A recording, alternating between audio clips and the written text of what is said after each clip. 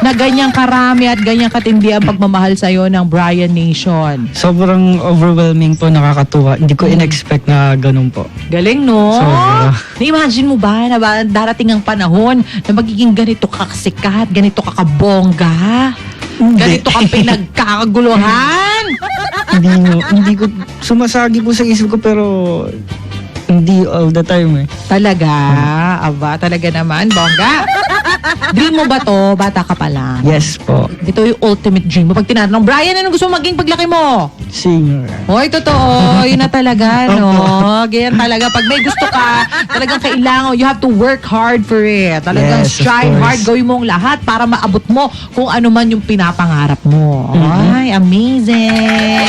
Pero na-mention mo kanina, ay first year college ka. Yes po. Ano ang kursong kinuha mo? Hindi music eh. Aviation po. Aviation. Bakit aviation? Why not music? Kasi mahusay ka namang kumanta. Baka pwede mo pang mapag-aralan yung iba pang mga aspeto ng music, di ba? Pero bakit aviation ang napili mong kurso?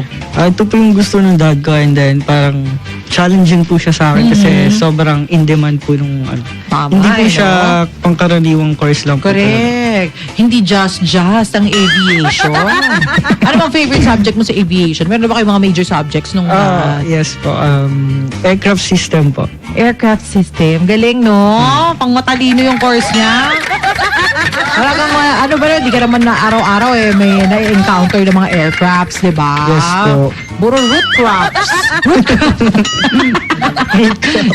Kasi dito sa Pilipinas, bilig tayo magtanim, di ba? Kaya yun ang na-encounter na yun. Yung mga Kamuting typical. kahoy. Di ba? Yung mga ganon. Anyway, gusto ko malaman ha, kailan mo na-discover, para sa mga kapinas natin na hindi nakapanood ng Letters and Music kanina, kailan mo na-discover yung talent mo sa singing? Kailan yun na-realize mo, gusto ko maging singer po?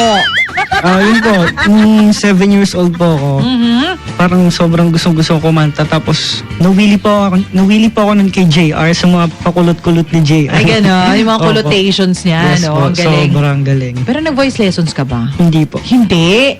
Talagang natural yan. Yes, I woke up po. like this, may ganito na akong boses. YouTube lang po talaga. YouTube University. Uy, classmates pala tayo sa YouTube University. Dami natututunan dyan eh, no? Sobra Imbis na dami. yung mga walang kabuluhang videos ang panoorin, yung mga ganyan, yung mga tutorial, may mga Yes, matututunan pa tutorial. tayo. Sino yung mga pinapanood mo sa YouTube? All the time po talaga si Sam Smith. Kinokopya ko po yung mga techniques niya. Aba? Hanggang ngayon, hindi ko pa rin makuha eh. Ako, ganun ba yun? Uy, pero ito ano yung pinaka naaalala mong natutunan mo sa YouTube? Habang nagsa-search ka ng mga techniques pagdating sa pagkanta, Falsetto po talaga. falsetto, yun talaga yung Yun inaral talaga. mo. Oh, yes po. Major in falsetto, ganun. Major in falsetto, major, Taray. minor in head tone. Ay, ganun. May ganun factor. Pinagtatanong ko nga sa kanya kanina yung pag-whistle. Paano ba na-achieve yung pag-whistle? Actually, hindi ko po talaga alam eh. Parang, Natural yun, natural. hindi naman po natural. Napag-aaralan pero, ang hirap po talagang Ang hirap ipaliwanag naman. Sige, huwag mo ipaliwanag, demo mo na lang.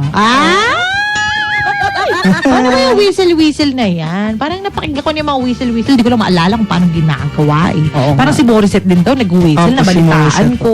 Si Mariah Carey. Carey talaga eh, no? Hindi man lang kinary. O sige. Ngayon ba? Nandyan ba? Nandyan ba si Whistle Wala po ngayon? talaga, wala po. Kasama mo ba siya ngayon? Pwede mo ba siyang palabasin dyan? Umalis nga eh. Umalis siya. Grabe naman siya. Alam na niya may guesting ka. Tapos manaalis mo si Whistle. Pumunta nga sa'yo eh. Ay, nasa akin ba? Teka, try ko ah. Oo nga, no?